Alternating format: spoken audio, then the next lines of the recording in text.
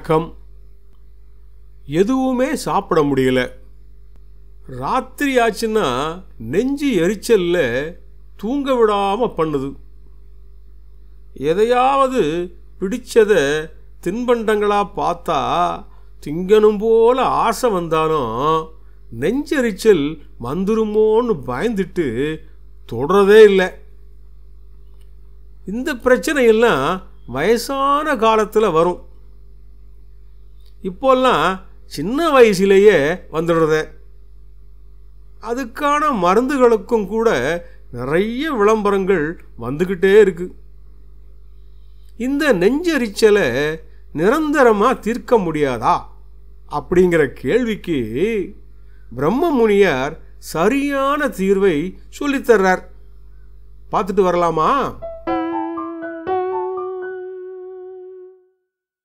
ஓமப்பா வாரட்டு பழச்சாறு தன்னில் போட்டிடுநல் சீரகந்தான் பல மீரெட்டு.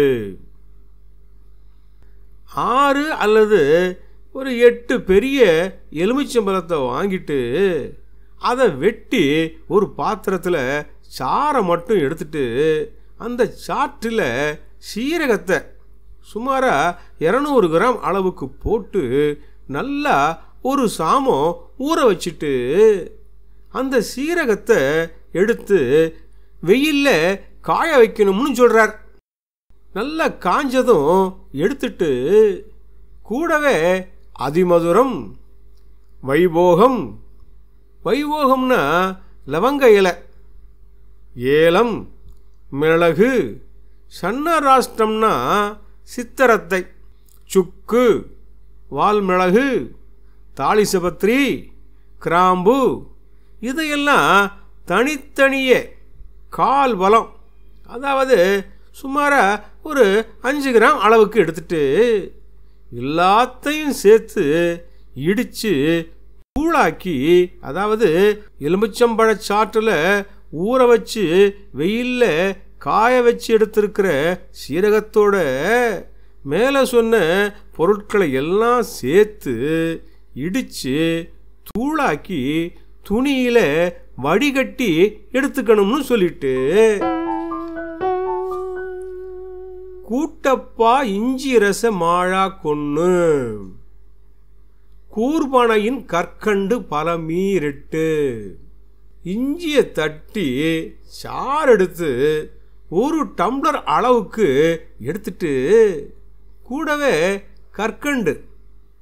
கற்கண்டு சுமாராக ஒரு 200 கிராம் அளவுக்கு எடுத்துட்டு ஒரு பாத்திரத்தில் போட்டு கொஞ்சமாக தண்ணியை ஊற்றி நல்லா கொதிக்க வச்சு பாகு பதம் வரும்போது மேலே சொன்ன பொருட்களை எல்லாம் பொடி பண்ணி வச்சிருக்கிறதையும் அந்த பாகில் போட்டு கூடவே தேன் ஒரு 150 கிராம், அடுத்ததாக நெய் ஒரு 200 கிராம் விட்டு நல்லா கிண்டி லேகியமாக எடுத்து பத்திரப்படுத்திக்கணும்னு சொல்கிறார்.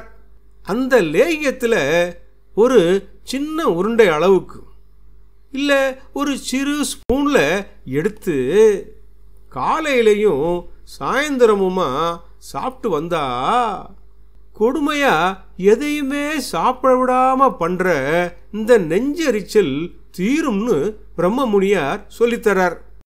நெஞ்செரிச்சல்னால ஆண்களும் சரி, பெண்களும் சரி, வாலிபர்களும் சரி எல்லாருமே கஷ்டப்படுறதையும் எதையும் சாப்பிட்ட உடனேயே நெஞ்சு எரிகிறது கூட பெரிய கஷ்டத்தை கொடுக்கும்.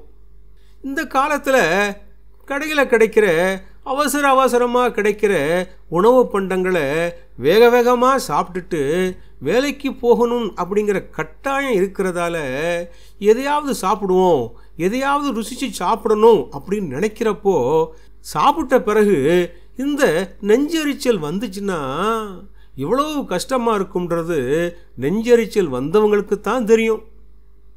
இந்த பக்குவத்தில் சேர்க்கப்பட்டிருக்கிற பொருட்கள் எல்லாமே நம்ம அடுக்கலையில் இருக்கிறதும் நாம் அன்றாடம் சமையலுக்கு பயன்படுத்துறதும் தான்.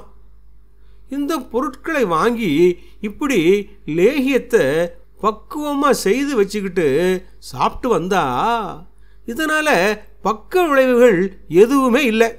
சீக்கிரத்தில் இந்த மருந்தோட குணம் தெரியும். ஆசைப்பட்டதை வாங்கி ஆனந்தமாக சாப்பிட்டாலும் நெஞ்செரிச்சல் வராது. சொந்தமாக செய்கிற பண்டமும் மருந்தும் சுவையானதாகவே இருக்கும் இல்லையா? உடலுக்கு நலமானதாகவும் இருக்கும் தானே. நல்ல விஷயம் தானே.